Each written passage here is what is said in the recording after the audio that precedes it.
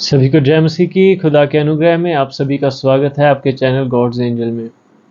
आज हम मत्ती के सुसमाचार से पहले अध्याय से पढ़ना शुरू कर रहे हैं और हम वर्स बाय वर्स, आयत बाय आयत सारे वचन से होते हुए गुजरेंगे। और आज का वचन है मत्ती का पहला अध्याय, जिसमें हम प्रभु यीशु मसीह की वंशावली को पढ़ते हैं। और ये वंशावली अब्राहम की संतान से, अब्राहम की वंशावली से शुरू होती है। और ये पहली आयत से हमारे पास 17 नंबर 17 नंबर तक हमारे पास है, जिसमें मैं आपके लिए सारा तो नहीं पढ़ूंगा, आखिरी आयतें पढ़ूंगा जिससे हम पूरी वंशावली को जान सकें। तो खुदा का पाक कलाम जो हमें मत्ती में बताता है कि जिसमें हम 16 नंबर आयत को पढ़ते हैं, जिसमें लिखा है, याकूब से यूसुफ उत्पन्न हुआ जो मरियम का पति था, और मरियम से यीशु मसीह जो मसीह कहलाता है उत्पन्न हुआ। इस प्रकार अब्राहम से दाऊद तक 14 पीढ़ियाँ, अब्राहम जो हमारे विश्वासियों के पिता थे, उनसे लेकर दाऊद तक 14 पीढ़ियाँ, दाऊद से बेबीलोन को बंदी होकर पहुँचाए जाने तक 14 पीढ़ियाँ, और बंदी होकर बेबीलोन को पहुँचाए जाने के समय से मसीह तक 14 पीढ़ियाँ। 14 14 14, 3 बार 14 14 आता है, और ये पूरी वंशावली इसमें लिखी हुई है, जिसमें हम अब्राहम से लेकर दाऊद के वंश तक हम देखते हैं। तो सवाल आज का ये है कि बाइबल में ये वंशावली लिखी ही क्यों गई। तो प्रभु का वचन हमें बताता है कि जो मत्ती का सुसमाचार है, वो सुसमाचार यहूदियों के लिए खास करके लिखा गया था, आज हमारे लिए भी है। तो यहूदी, सदूकी, फरीसी, ये जो लोग थे, ये प्रभु को मानने वाले लोग थे। और पुराने नियम की जो यशाया भविष्यद्वक्ता की है, दाऊद की भविष्यद्वक्ता की, जो डैनियल की भविष्यद्वक्ता की जो भविष्यवाणियाँ थी कि एक मसीह आएगा, उसमें विश्वास भी करते थे। मगर उस समय वो मसीह की जो भविष्यवाणी थी वो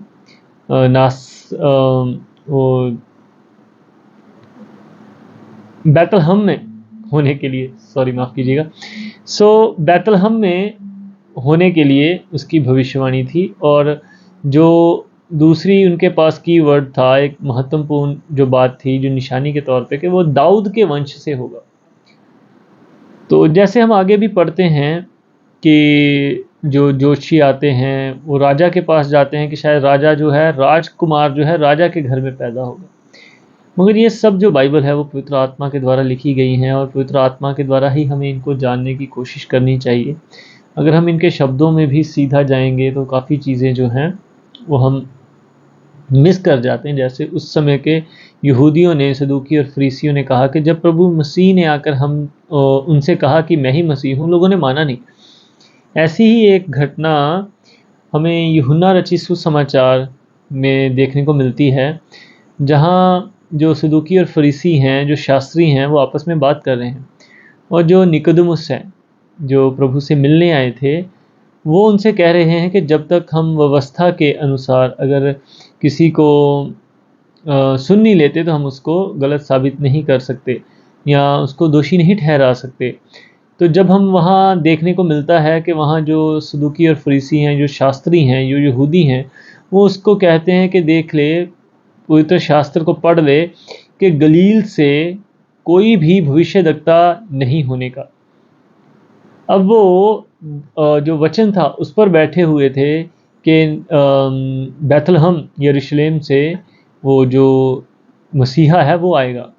और परमेश्वर जब प्रभु का जन्म हुआ और ज्योतिषी जब आए, तो जब हेरोदेस के पास गए और हेरोदेस ने अपनी कि मेरे विरोध में कोई राजा खड़ा हो जाएगा, इस डर के चलते उसने सभी बच्चों को मरवा दिया था।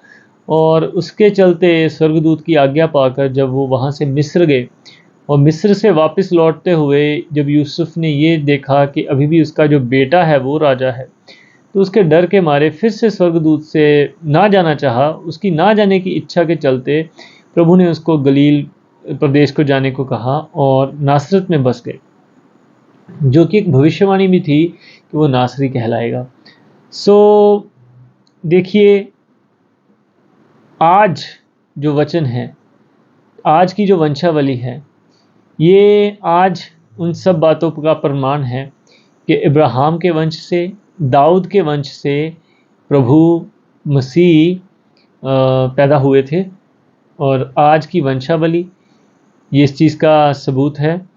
और जो आगे दूसरे अध्याय में ज्योतिषियों के द्वारा बताया गया और हेरोदेस के द्वारा कत्लेआम हुआ, और परमेश्वर के दूत से उन्होंने जब शिक्षा और आदेश पाकर कहीं और गए ताकि उस बच्चे को मरवाने पर था हेरोदेस, तो उसको बचाने के लिए जब वो दूसरी जगह गए हैं, तो इन सारे हालातों में परमेश्वर का जो उनकी जगह जो बदली गई है, वो इन सारे हालातों में बदली गई, जिसकी वजह से वो गलील से नासरत शहर में गए थे।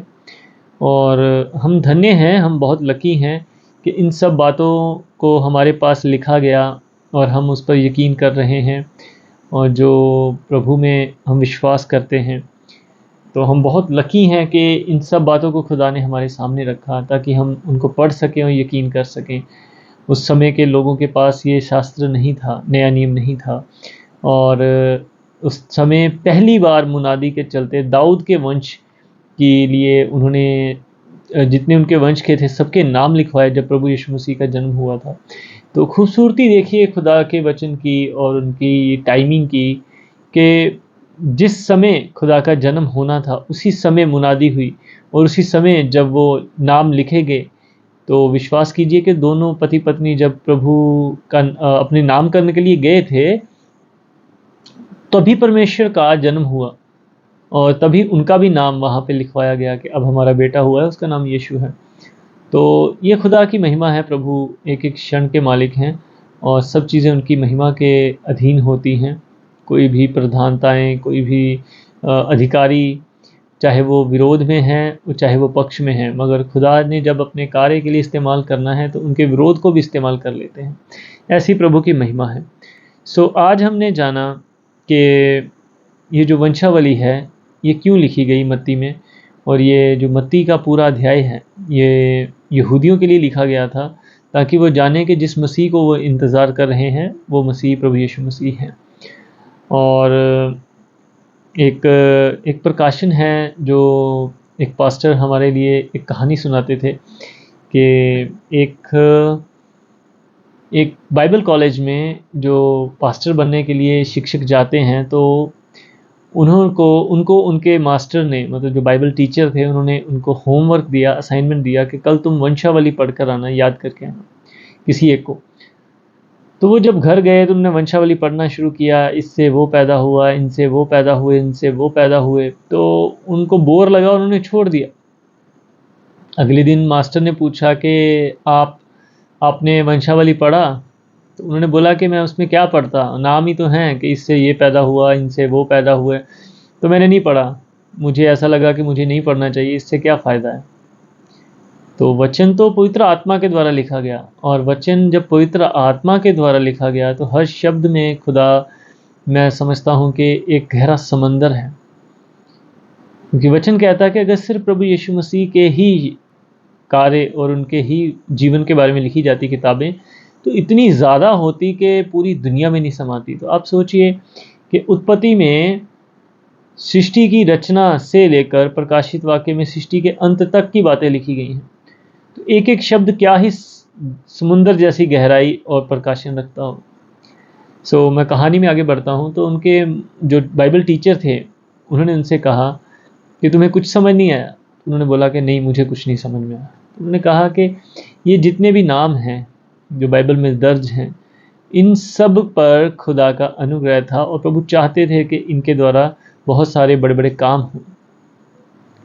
मगर जिनके बारे में तुम पढ़ते हो, दाऊद, यशाया, यिर्मयाह, मलाकी, दानियल जैसे बहुत सारे भविष्यवक्ता और आगे भी,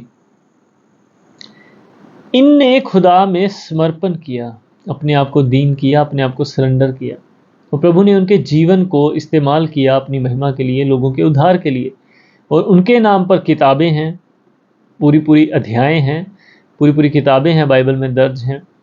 और जिन्होंने अपने आप को सरेंडर नहीं किया, जिन्होंने अपने आप को खुदा के सामने नम्र नहीं किया, उनके सिर्फ नाम हैं। तो जब हम मसीह को ग्रहण करते हैं तो आगे की किताब खाली है। आप प्रभु के आगे सरेंडर कर दें अपने जीवन को, तो उस किताब में पूरा का पूरा अध्याय, पूरी की पूरी किताबें लिखी जाएंगी खुदा की ओर से कि प्रभु ने आपके जीवन को किस तरह दूसरों के उद्धार के लिए इस्तेमाल किया। अगर आप सरेंडर नहीं करते हैं, सिर्फ और सिर्फ खुदा का नाम लेकर बपतिस्मा लेकर बैठ जाते हैं, ठंडे हो जाते हैं, तो प्रभु में नहीं चलते हैं, जैसे खुदा हमसे कहता है वैसा नहीं चलते हैं, प्रभु के जीवन में अपने आप को समर्पित नहीं करते हैं, तो सिर्फ और सिर्फ नाम रह जाएंगे और कुछ नहीं। तो ये एक छोटी सी कहानी थी बड़े प्रकाशन के साथ। तो मैं यही विश्वास करता हूँ कि हम विश्वास करें कि जो पुराने नियम की भविष्यवाणियाँ हैं और जो सदूकी और फरीसियों ने विश्वास नहीं किया, हम विश्वास करें। और हमारे पास तो सब चीज़ों के लिए सबूत भी हैं, और प्रभु ने सारा वचन खूबसूरती से, बड़ी बलिदानों से हमारे हाथ में दिया ताकि हम पढ़ें और विश्वास करें। और हमें पढ़ना चाहिए, विश्वास करना चाहिए कि पिता परमेश्वर का इकलौता बेटा प्रभु यीशु मसीह हमारे लिए इस क्रूस पर, इस हमारे पापों के लिए जीवित बलि चढ़ाए गए। उनके लहू के द्वारा हमें माफ़ी मिली, पवित्र आत्मा के द्वारा हम खुदा में एक हुए। नए नियम का सबसे बड़ा विश्वास और सबसे बड़ी वरदान पवित्र आत्मा का। और आज हमने जाना मत्ती में कि वंशावली क्यों लिखी गई है। आने वाली वीडियो में जब हम लूका में जब चलेंगे, वहाँ पर जो वंशावली है इस वंशावली से थोड़ी सी अलग है। तो वो अलग क्यों है, उसमें जब हम वहाँ पहुँचेंगे तब बात करेंगे और बताएंगे कि इस वंशावली और उस वंशावली में क्या फ़र्क है। मगर फ़िलहाल ये अब्राहम से लेकर दाऊद तक की वंशावली है। और जब भी आप नए नियम को शुरू करें, कृपया इस पूरी वंशावली को पढ़ें, क्योंकि जब आप पुराने नियम में जाएंगे तो ये सारे नाम आपके सामने होंगे। तो पूरी वंशावली को पढ़िए और खुदा में बढ़ते जाइए। प्रभु आपसे बहुत प्यार करते हैं। खुदा का अनुग्रह आप सब पर बना रहे, प्रभु की आशीष, प्रभु की शांति आप पर बनी रहे। खुदा का वचन पढ़ें, वचन में बढ़ें। प्रभु यीशु मसीह के पाक पवित्र जलाली और सामर्थी नाम में आप सभी को जय मसीह की। आमीन।